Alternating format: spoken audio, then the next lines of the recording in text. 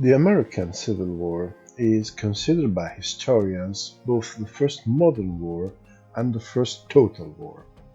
With the term modern war, we mean that tactics, logistics, and technologies typical of the 20th century wars were employed during the American Civil War for the first time.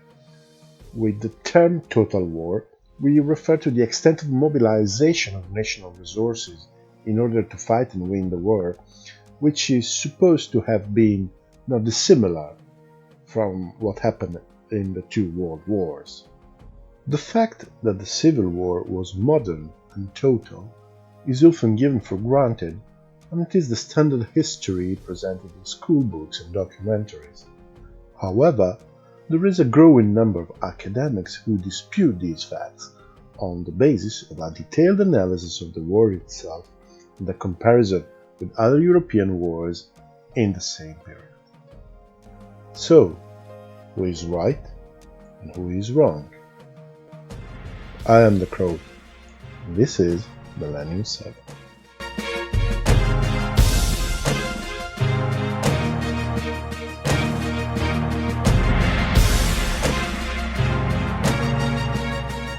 We are going to consider 6 main elements. Particularly relevant for modernity are weapons range and effectiveness, tactics, and entrenchments. Relevant for modernity and totality are railroads, civilian violence, mass armies, and conscription. I could have mentioned others, like the use of balloons, photographs, field hospitals, ironclads, submarines, and so on. Well, the 6 that we mentioned above appear to be the most relevant to discuss our subject.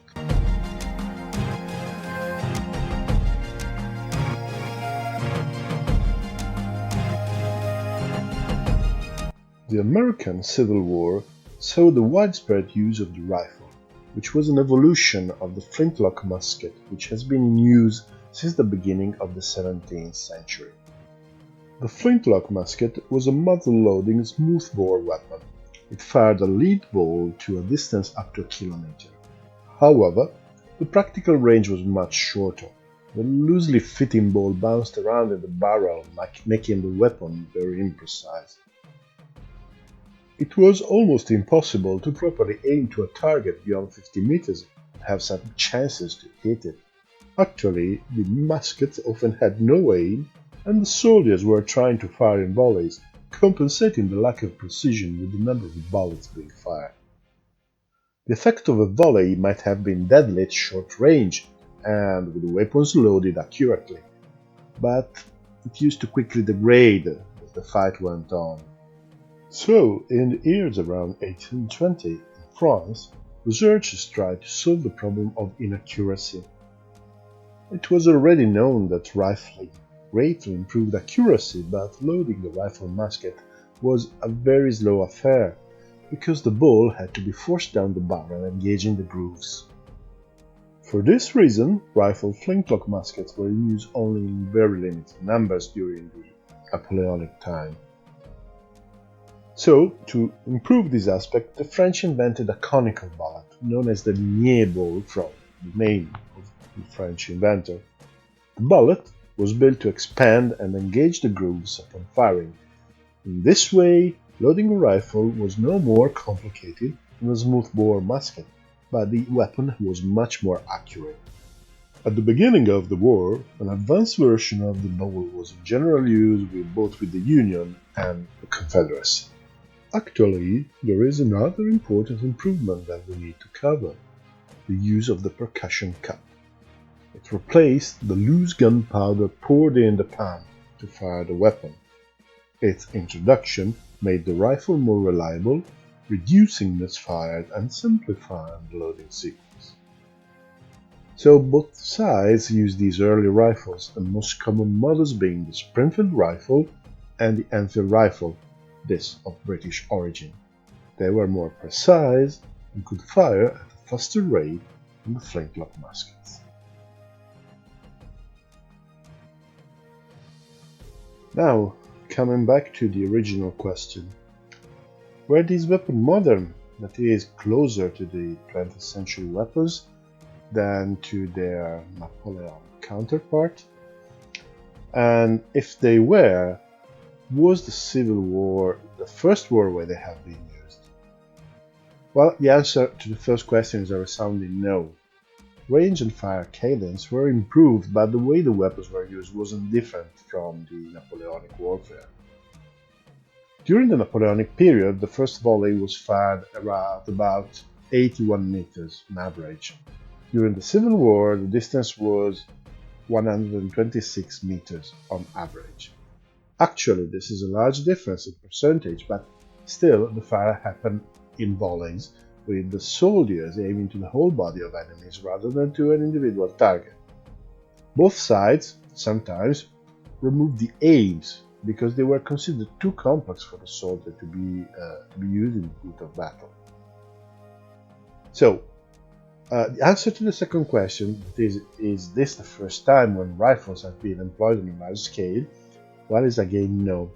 Rifles and minié bows were in use in Europe from about 1849. They were employed on a large scale during the wars of Italian independence and during the Crimean War.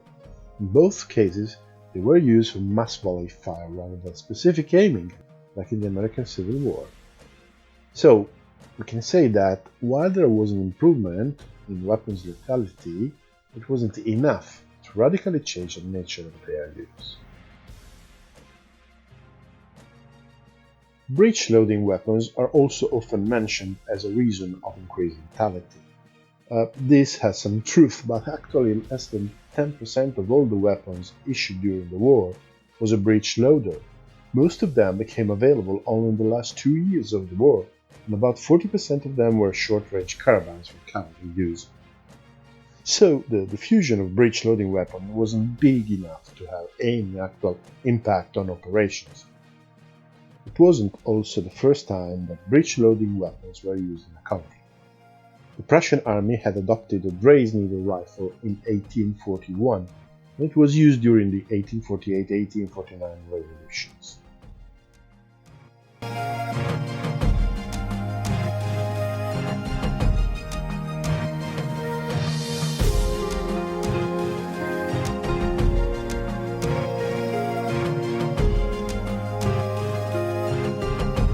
During the whole history of warfare, disciplined armies fought in formation where men could stand shoulder to shoulder.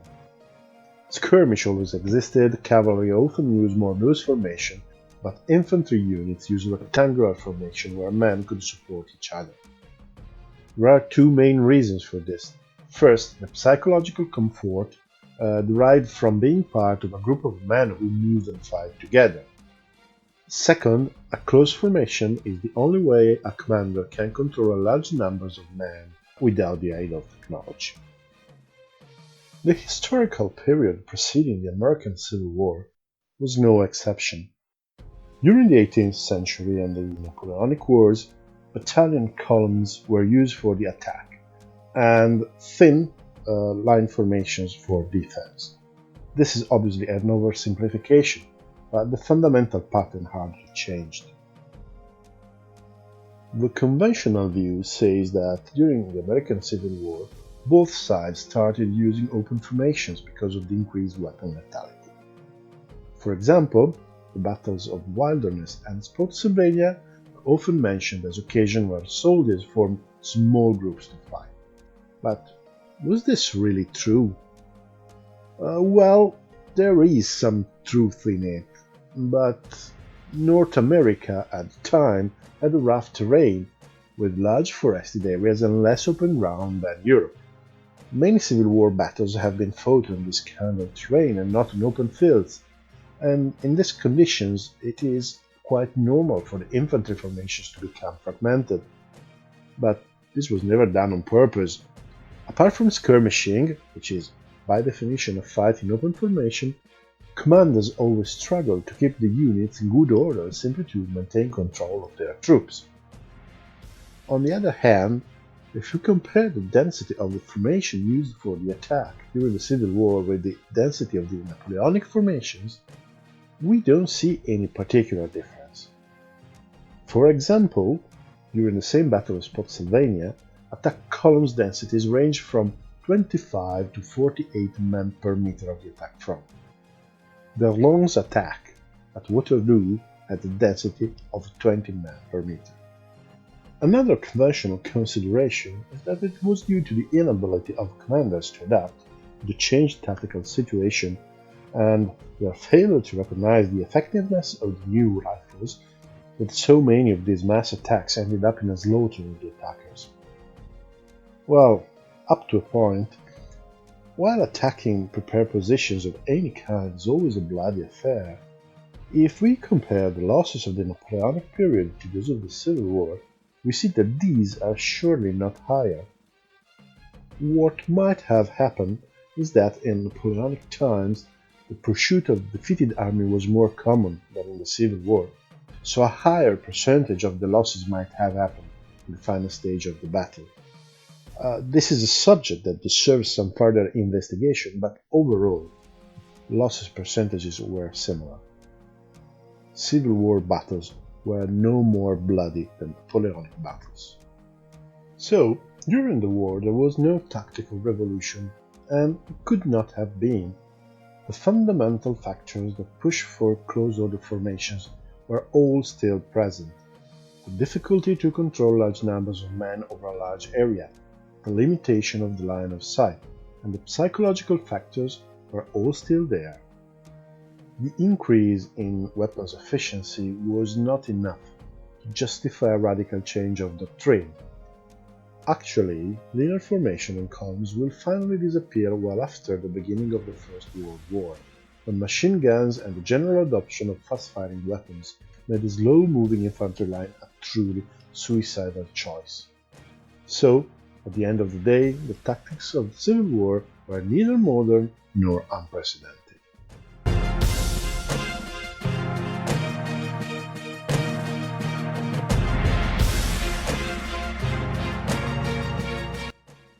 As the war progressed, the use of entrenchments, breastworks, or other kinds of fieldworks became more and more common.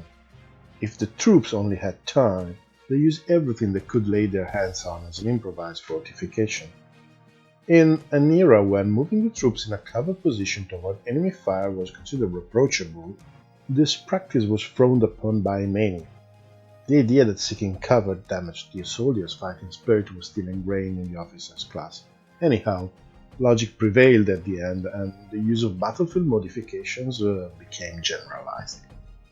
In the final stages of the war, the fights around Richmond, which was protected by an extensive trench system, might have reminded to modern scholars the trenches of the First World War. However, this was nothing new. The Romans, for example, fortified their camp every day. An interesting and little-known example is the Battle of Cerignola in 1503.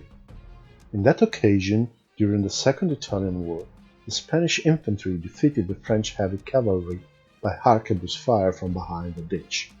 It was one of the first occasions where gunpowder defeated armor, and one of the first recorded use of battlefield improvements in post-medieval warfare.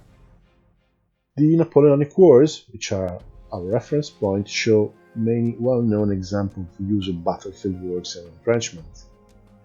During the Peninsular Campaign, Wellington's defenses around Torres Vedras in Portugal defeated Massena's army and forced him to retreat. The Russians' fortification at Borodino, near Moscow, imposed a bloody tribute to the French attackers, preventing a strategic victory. So, even the use of entrenchments and battlefield modification was not a first, nor a really modern practice.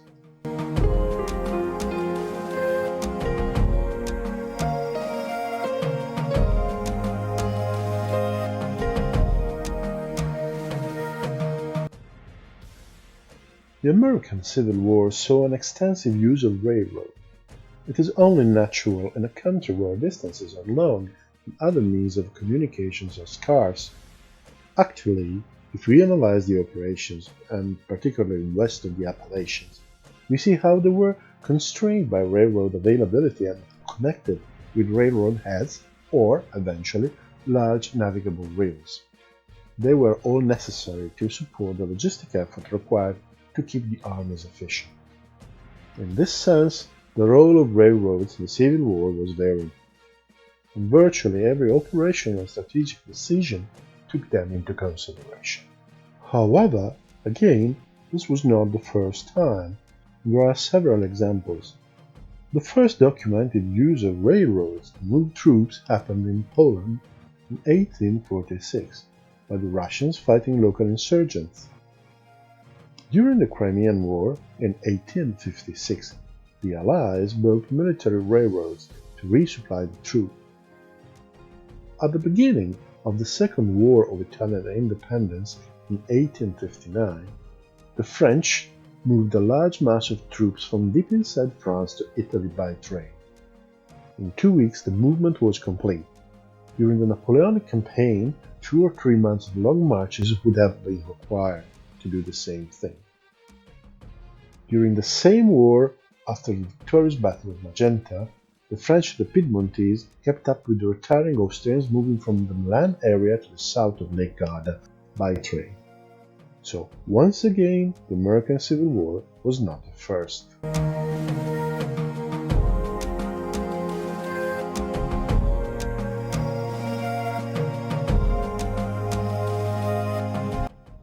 The claim that the American Civil War was modern because violence on civilians happened on a large scale is the least credible of all. All the history of human conflicts is littered with atrocities against civilians. The first wars we know any detail of, in Egypt or Mesopotamia, speak of conquered cities and populations enslaved or exterminated, so there is no point in calling this a first. Even the relatively civilized 18th century wars had shown episodes where the civilians suffered from the hands of military, like Marlborough raiding of Bavaria and the atrocities in Spain during the Napoleonic Wars. So, Sherman's march to the sea in 1864 wasn't a first in terms of living off the land and destroying civilian properties, or killing opponents of every kind, but it can be defined modern because it happened plenty of times in the past.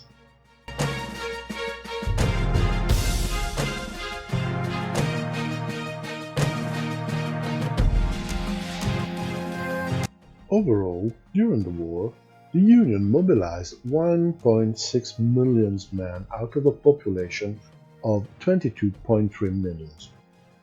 This is about 7% of its total population. The South deployed about 1 million men out of a white population of 5.6 million, or about 17% of the whites, or again 10% of the total. These are indeed large numbers, but during the Napoleonic Wars both France and Russia touched the million men of total force in service. The French levée en masse at the beginning of the Revolutionary Wars might have peaked at about 1,250,000 men, according to some sources. So, these large numbers are not exactly something unseen before in the history of warfare. But also, the mobilization can be defined modern, either because, albeit large in absolute terms, in percentage it was lower than in the 2 world wars, where for the main powers the mobilization was about 15% of the population.